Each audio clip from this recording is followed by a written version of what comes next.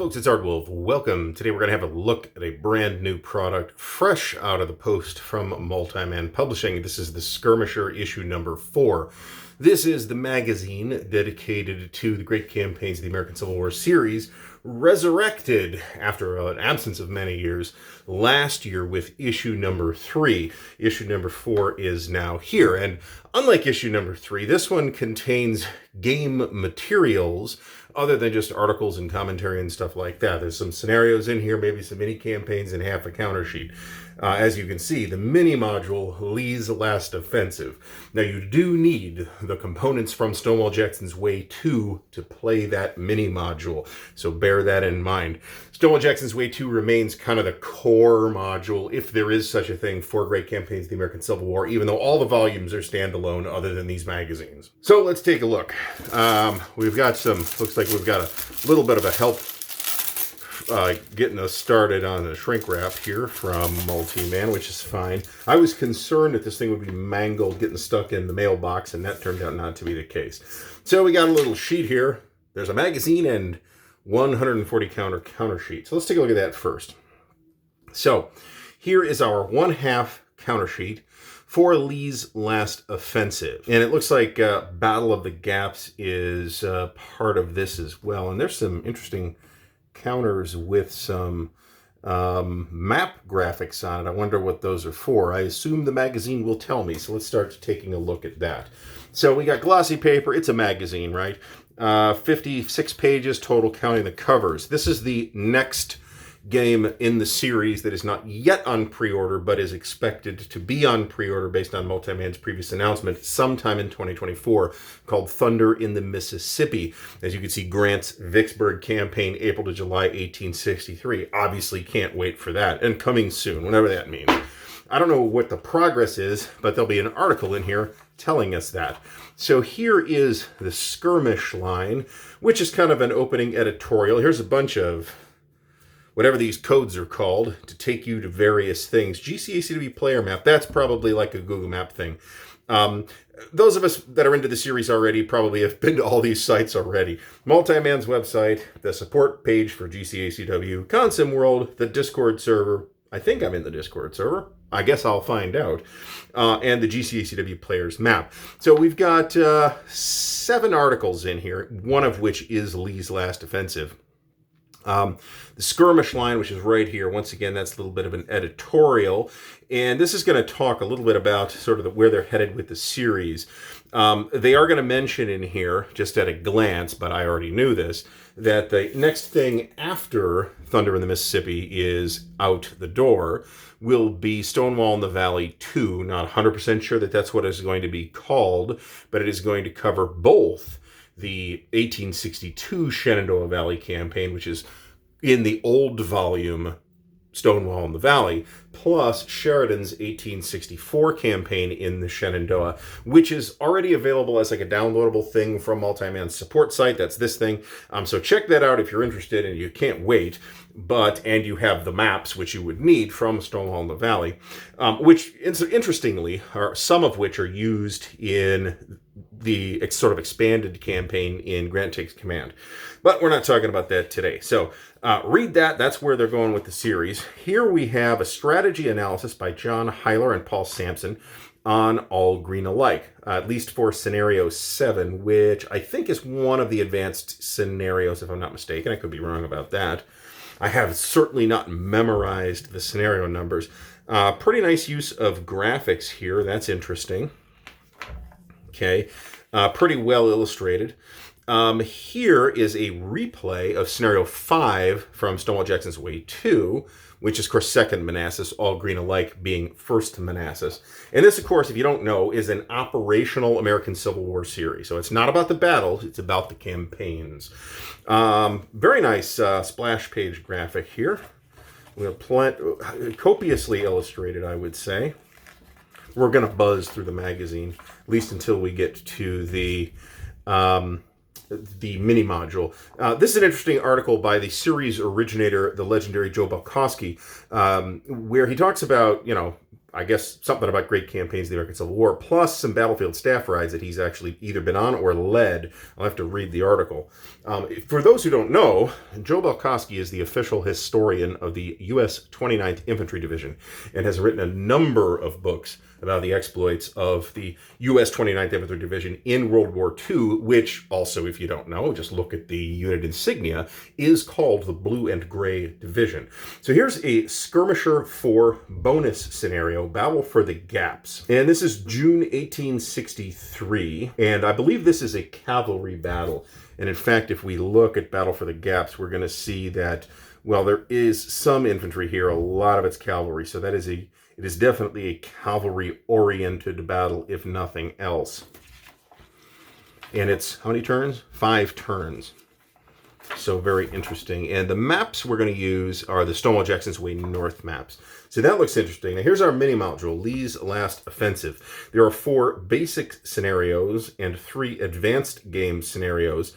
And this is basically Mine Run. Mine Run in Bristow Station, anyway. And this is rather late in 1863.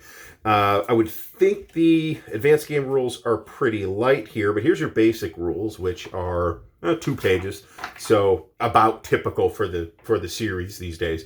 They don't normally make a lot of series specific or game specific rules changes per game. In the series anymore. In the basic game, in the advanced game, yes, they absolutely do. Sometimes, to the extent of making it quite a bit more complicated. So here's scenario 1, October 1863, 2 turns. And again, these are on the South Stonewall Jackson's Way maps. Here's No Earthly Excuse. This is 1 turn on both Stonewall Jackson's Way maps, so it's not an enormous scenario. But we got some pretty big manpower here. Looks like Confederate divisions. And Union divisions, for that matter. Here's the saddest chapter. Again, November 1863, Stonewall Jackson's Way South map.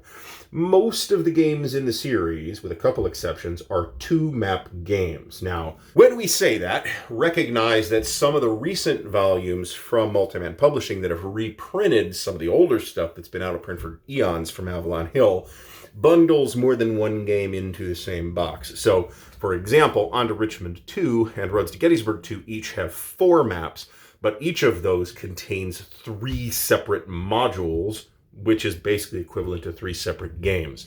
The modules, I should say, that are exceptions are Stonewall in the Valley, which is a 3-map game, Stonewall's Last Battle, which is a 1-map game, and Hood Strikes North, which is also a 1-map game. Hood Strikes North is, by the way, currently available, and I want to say that it's the only one that is currently available. I know Roads to Gettysburg 2 is out of print.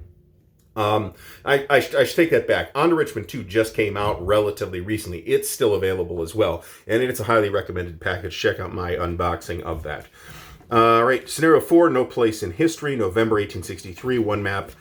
Here are our advanced game rules for the campaign games, and I'd imagine this to be relatively light as well. Indeed, it is. 4 pages, 3 pages of advanced game rules. So that is right in line with the otherwise relatively light advanced game that one might see in, say, Hood Strikes North.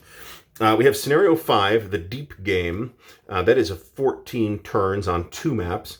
We have the Mine Run campaign, which is 9 turns on 1 map.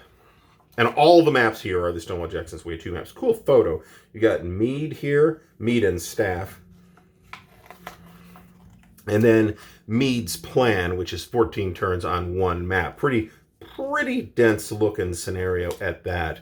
Can't wait to play these. So here's a big game as history article by Niall Taylor. I love this feature of GCACW games where it actually kind of walks you through what happened historically in the context of the game, like identifying what hexes all this stuff happened in. These are awesome and well worth study.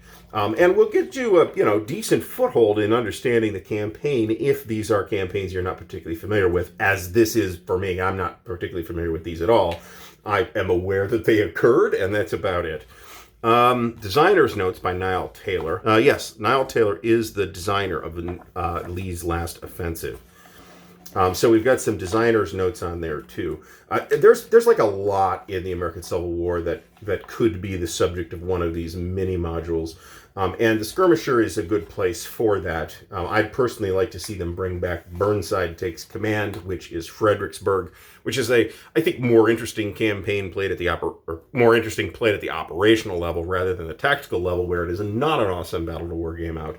So we got very short designer's notes. Virginia is a hard road to travel. So this is by Matthew Hinkle, Phoebe Hinkle, and Ethan Hinkle. And this is, I guess, about the playtesting. It is actually a conversation about the playtesting of Lee's Last Gamble. That's pretty cool. Here's a turn record track, and here's the random events table. One wonders if MMP will make Lee's Last... I don't care about the rest of the magazine so much, but at least the Lee's Last Offensive module available in downloadable format. I would like it if they did. So we've got a whole bunch of commentary here. That looks great. Here's these two veteran wargamers here, Phoebe and Ethan. So that's kind of awesome. Let's get them started young. And then on the back, of course, we got Thunder in the Mississippi. So once again, we have one half a counter sheet. It's on the more recent, slightly thicker white core multi-man stock. I guess these will be sorted into the Stonewall Jackson's Way 2 box, since all this material goes with Stonewall Jackson's Way 2. And I didn't see at a glance, and I'm not going to bore you with pouring through the magazine trying to find it, what these two counters with map graphics on them are for. Map graphics, of course, the map graphics are so strong that they use them as the cover art for the Skirmisher. And as you can see, the map graphics for Thunder on the Mississippi will be equally great. Charlie Kibler maps. So, been waiting for this quite a while. The folks who ordered this from Multiman, but not Twilight of the Reich, the new ASL product, had to wait until that shipped, until this was able to be shipped. And, you know, they got limited manpower and limited space, so I get it. But it is here now, and I am delighted to bring this quick preview to you. Massive thanks to the patrons of Ardwulf's Lair, whose support and encouragement make what we do at Ardwulf's Lair possible. Thank you, patrons. Links to help support the channel are in the video description, so check out the Patreon, the Ko-Fi, and the merch store, where you can get snazzy Ardwulf's Lair t-shirts, drinking vessels, and other cool swag. There is also an affiliate link for Noble Knight Games in the video description. If you buy stuff through that affiliate link, it helps us support the channel with Noble Knight store credit. Thank you, Noble Knight. Until next time, thanks for watching, and happy gaming.